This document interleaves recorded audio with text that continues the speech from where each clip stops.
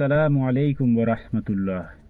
আল্লাহ পবিত্র কোরআনুল কারিমে সূরা ফুসিলাতের 33 নম্বর আয়াতে আল্লাহ সুবহানাহু ওয়া তাআলা বলেছেন, ওমান আহসানু কাওলাম মিম্মান দুআ ইলাল্লাহি ওয়া আমিলা সলিহাও ওয়া ক্বালা ইন্নানি মিনাল মুসলিমিন। কথায় সেই ব্যক্তির চাইতে উত্তম ব্যক্তি আর কে হতে পারে যে মানুষকে আল্লাহর পথে ডাকে, সৎকর্ম করে এবং বলে আমি তো মুসলিম। ওয়া ক্বালা ইন্নানি মিনাল মুসলিমিন, বলো যে তোমরা একজন মুসলিম। পবিত্র কোরআন আমাদের প্রশ্ন করছে যে তোমরা নিজেকে মুসলিম বলে দাবি করছো না কেন?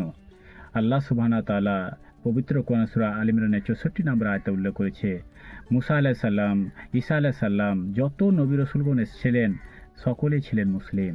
অথচ বর্তমানে আমরা মানুষরা একে অপরের সাথে পরিচয় দিতে গিয়ে বলি আমি হানাফি, আমি বেরেলি, আমি আহলে হাদিস, আমি মালিকি, আমি সালাফি, নাহলে হ্যানা ত্যানা কত না কিছু। আচ্ছা বলুন তো, একটিবার আপনি বলুন যে আমাদের নবীজি কি ছিলেন? তিনি কি হানাফি ছিলেন? তিনি কি বেরেলি ছিলেন? তিনি কি মালিকি ছিলেন?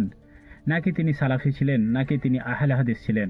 যদিও কিছু নামে ডাকা যায় যেগুলো হলো সিফাতি নেম, যেমন আহলে হাদিস, সালাফি, কিন্তু মালিকি, বেরেলি, হানাফি, হাম্বলি এগুলো কি সিফাতি নেম? এগুলো তো মনে হচ্ছে কোনো ব্যক্তিত্বের নেম, মানে কোনো পরিচিত ব্যক্তির নাম। যেমন ইমাম আবু হানিফার নামানুসারে হয় হানাফি মাযহাবের অনুসারীরা হানাফি নামে পরিচিত। মানে ইমাম আবু হানিফাকে কেন্দ্র করে যে অনুসারীরা গড়ে উঠেছে তাদের হানাফি বলা হয়। মালিকি, ইমাম মালিক রাহিমাহুল্লাহ, তাকে কেন্দ্র করে তার অনুসারীরা মালিকি নামে পরিচিত। প্রিয় দর্শক, কিন্তু আপনি চিন্তা করতে পারেন আহলে হাদিস কোনো ব্যক্তিত্বের নাম? সালাফি কোনো ব্যক্তিত্বের নাম? না, এগুলো হচ্ছে সিফাতি নেম, এগুলো হলো বৈশিষ্ট্যগত নেম।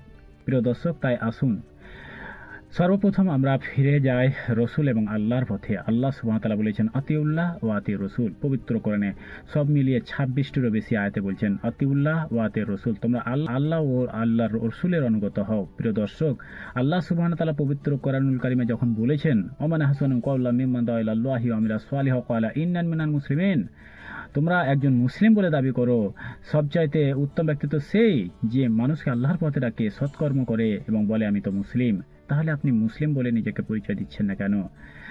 বর্তমান বিশ্বে মুসলিম উম্মার মধ্যে ফাটলের অন্যতম কারণ হয়ে দাঁড়িয়েছে এই একটি কারণ যে মুসলিম উম্মার মধ্যে কোনো একতা নেই। প্রিয় দর্শক, তাই একতা সৃষ্টির জন্য আমাদেরকে ফিরে যেতে হবে পবিত্র কোরআন এবং সহিহ হাদিসের দিকে। পবিত্র কোরআনে বলেছেন ইব্রাহিম আলাইহিস সালাম ছিলেন মুসলিম, ঈসা আলাইহিস সালাম ছিলেন মুসলিম, দাউদ আলাইহিস সালাম ছিলেন মুসলিম।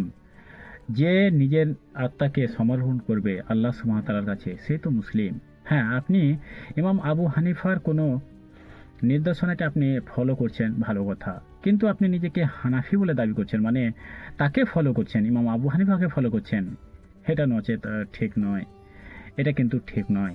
আপনি হামলি বলে নিজেকে পরিচয় দিচ্ছেন, ইমাম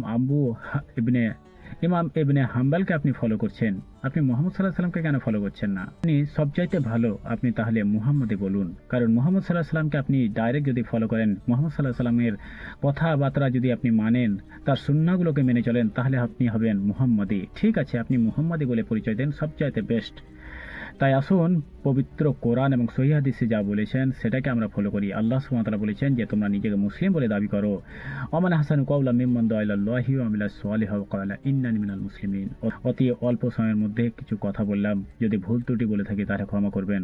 আল্লাহ সুবহানাহু ওয়া তাআলা আমাদের সকলকেই সঠিক পথ প্রদর্শন করুন। সকলেই বলুন আমিন।